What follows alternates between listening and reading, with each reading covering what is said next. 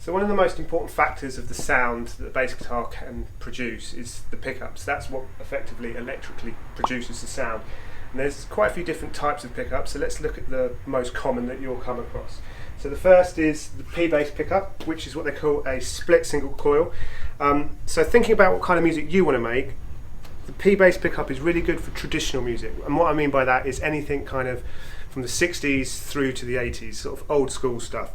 That really is pretty big in terms of genres. That could be anything from soul and Motown through to punk rock. The kind of sound you get is effectively quite thumpy, quite punchy. You don't get much mid-range, but you get a nice harsh treble and a really big low end. Another classic pickup configuration to look at is the jazz bass pickups. Now you'll notice with the jazz bass that you get two pickups.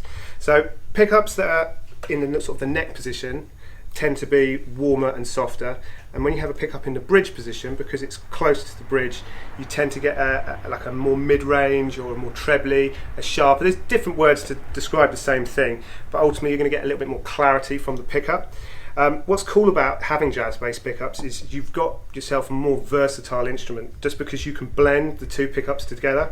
So for example, on a jazz bass traditionally you'll have two volume knobs, one for each pickup, and then an overall tone knob. So if you were to just use the neck pickup, you're going to get a similar sound to a P-bass.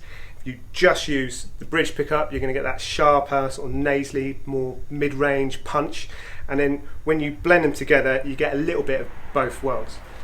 Another pickup that you'll see a lot that's worth considering is the humbucker.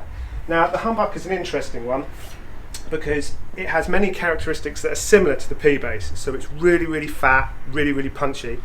But in this particular instrument, and what you'll see quite a lot of the time, is it's placed in the bridge position.